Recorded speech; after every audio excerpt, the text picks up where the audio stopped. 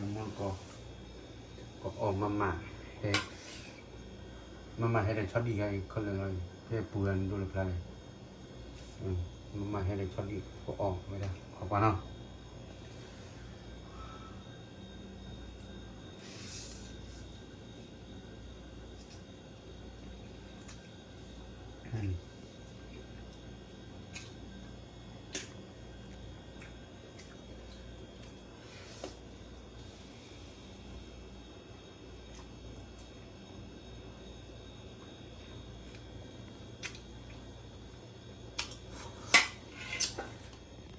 มามือปอก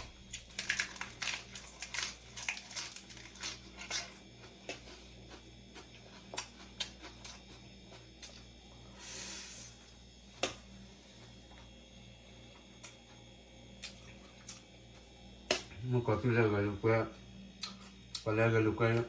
ดีเนี่ยก็ลูกก็ไปหาเกี่ยวอะไรเจ้ามาแม่เกี่ยวอะไรเจ้ามาหนึ่งที่กูมาที่แรกก็ลูกก็เนี่ยที่เราไปอยู่มาอะไรท่านี้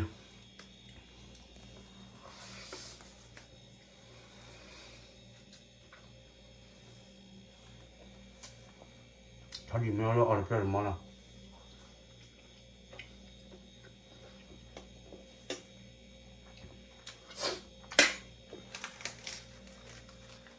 พอกันมันมัน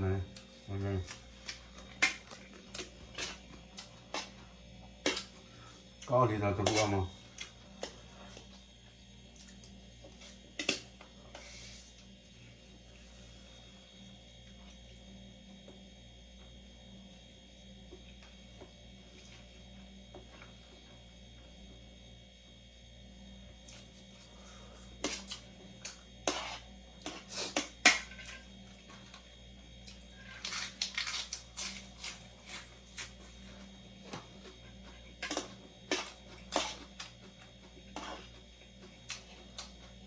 ก็เรื่อยๆจบแล้ว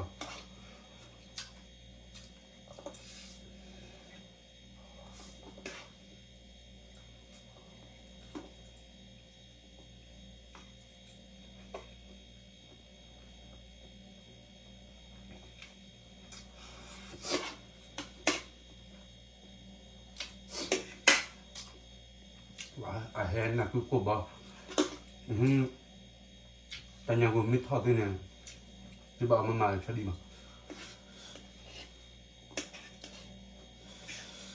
แต่แล้วชอบดีเนี่ยอ๋อมีอันเนี่ยยังกูอยู่แล้ว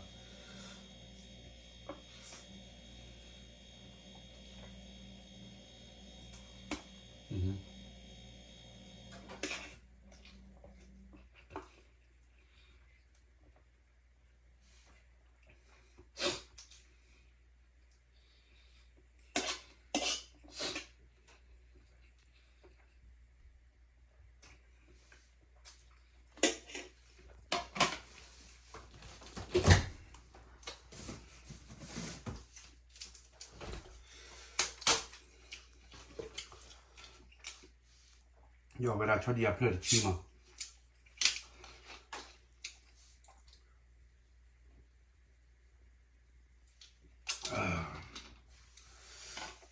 ชอบดีเพื่อนชิมมาให้อุ้ยมาแล้วมึงก็เอาไว้ซุป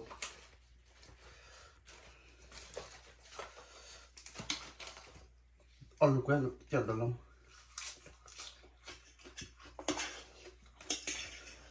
แล้วคิดจะสมอง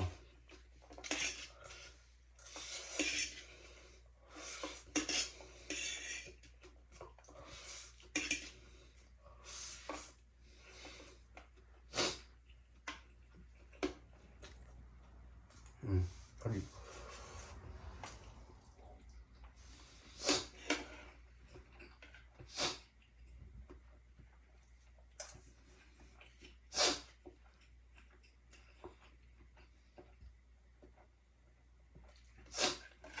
โอเคจับแพ้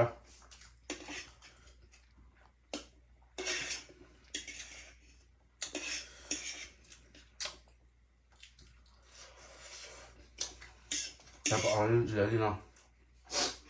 ที่เราทำเล็บที่มันจุดที่กระดิ่งนอนเรียบร้อย